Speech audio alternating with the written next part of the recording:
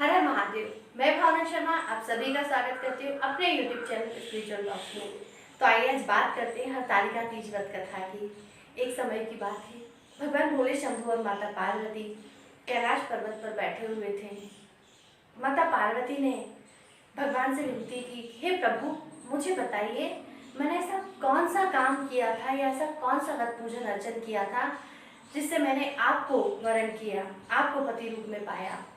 माता के आग्रह पे भगवान बोले, है गौरी, आज मैं सुनाता हूँ कि जब तुम 12 वर्ष की थी तभी से तुमने मन में ये बात रख ली थी कि मैं वरण करूँगी तो सिर्फ भोले शंभू का ही करूँगी और उन्हीं को पति रूप में तुमने मान लिया था और तुम मेरी कड़ी तपस्या करती थी, दिन रात सिर्फ मेरे ही पूजन अर्चन में लगी रहती थी और हिमालय पर तुमने गंगा तट पर जाकर और पूजन अर्चन शुरू कर दिया। वो वैशाख की कड़ी धूप हो चाहे श्रावण मास की मूसलाधार बारिश, परंतु तुम्हारे पूजा अर्चन में कोई कमी नहीं आती थी। तुम सिर्फ एक मन से लगन से मेरी पूजा करती रहती थी। ये तुम्हारा तब देखकर तुम्हारे पिता गिरिराज जी को बहुत क्लेश होता था, मन में बहुत दुख होता था कि मेरी बेटी कौन सा काम करने लगी। एक समय की बात है, उनका क्लेश देखकर महर्षि नारद गए हिमालय राजा से मिलने के लिए।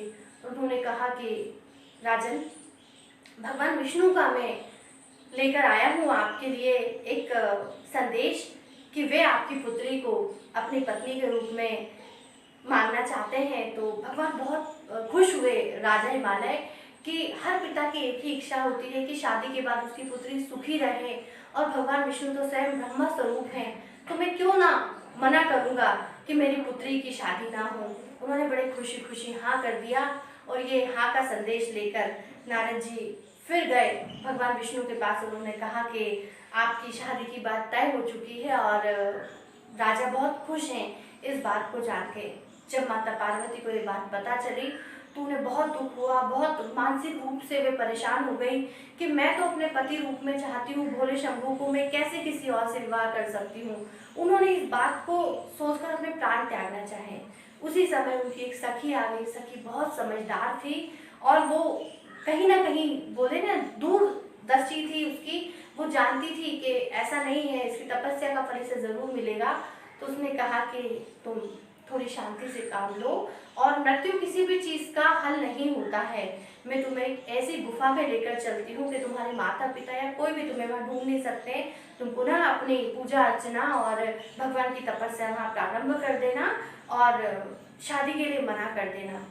जब महाराजा हिमालय ने अपनी बेटी को नहीं पाया भवन में तो वे बड़े दुखी हो गए, मन में बहुत संताप हुआ उन्हें कि मेरी बेटी कहाँ चली गई। उनकी माता बड़ी रोने लगी कि हे भगवान, मेरी बेटी को क्या व्याघ्र खा गया, आसमान निकल गया कि धरती के अंदर चली गई, कहाँ गई मेरी बेटी। ऐसे करके वे बड़े आलाप करने लगी।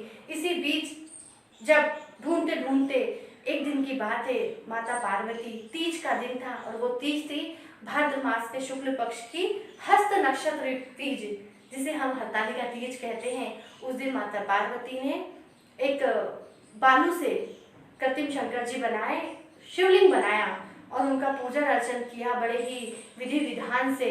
और भगवान भोले शंभू का जो सिंहासन था वो भी डगमगाने लगा। उनकी पूजा में, उनके तप में इतना ज्यादा बल था।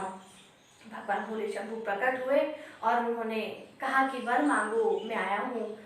माता ने कहा कि अगर आप वास्तविकता में मुझे वर देना ही चाहते हैं तो मैं पति रूप में आपका वरण करना चाहती हूँ, बस यही मेरी इच्छा है। भगवान तथास्तु बोलकर अंतर ध्यान हो गए। जब भगवान अंतर ध्यान हो गए उसी समय ढूंढते ढूंढते राजा रानी भी उनकी पूरी सेना के साथ वहां पहुंच चुके थे। उन्होंने बात की तो माता ने अपनी सारी बात बताई कि आपने मेरा विवाह भगवान विष्णु से तय कर दिया, परंतु मैं तो बाल्यावस्था से ही भगवान शंकर को अपने पति रूप में स्वीकार कर चुकी हूँ, मैं किसी और से शादी नहीं कर सकती। तो महाराजा ने बहुत आग्रह किया कि बेटा तुम घर चलो। बोले कि नहीं, मैं घर इस शर्त पे चलूंगी कि आप मेरा विवाह भगवान शंकर से करवाएंगे। कहते हैं ना कि पिता अपनी पुत्री के सामने उन्होंने कहा कि ठीक है, तुम्हारा विवाह भगवान शंकर से ही करवाया जाएगा। और वे अपनी पुत्री को लेकर घर आ गए। सारे विधि विधान से, शास्त्रोक्त नीति से भगवान भोले शंभु और माता पार्वती का विवाह हुआ और ऐसे उनके पूजा अर्चन से खुश होकर भगवान शंभु ने उन्हें अपना वर दिया। ये कथा भगवान भोले शंभू ने माता पार्वती को सुनाई। माता पार्वती बड़ी खुश हुई। इसीलिए हरतालिका तीज के व्रत कथा के अनुसार कुंवारी कन्याएं भी और शादीशुदा महिलाएं भी दोनों इस व्रत को करती हैं। शादीशुदा महिलाएं अपने पति की लंबी आयु के लिए और मंगल कामना के लिए इस व्रत को करती हैं, और कुंवारी कन्याएं उन्हें मनचाहा वर मिल जाए इसलिए इस व्रत को करती हैं। बड़ा ही विधान है इस व्रत का हिंदू संस्कृति में। जो व्रत पूजा अर्चन होता है उस दिन सुबह सुबह से स्त्री या जो भी कन्या होती है वे नहाकर और भगवान भोले शंभू का पूजन अर्चन करती है। कृत्रिम रूप में शिवलिंग का निर्माण करती है। उन्हें तरह तरह की बिलपत्र, फूल, दूध, दही, मेवा मिष्ठान का भोग लग। एक दिन पहले से ही जो लड़कियां होती हैं और स्त्रियां होती हैं वे जल को छोड़ देती हैं, और दूसरे दिन पूजा के समापन के बाद वे जल ग्रहण करती हैं।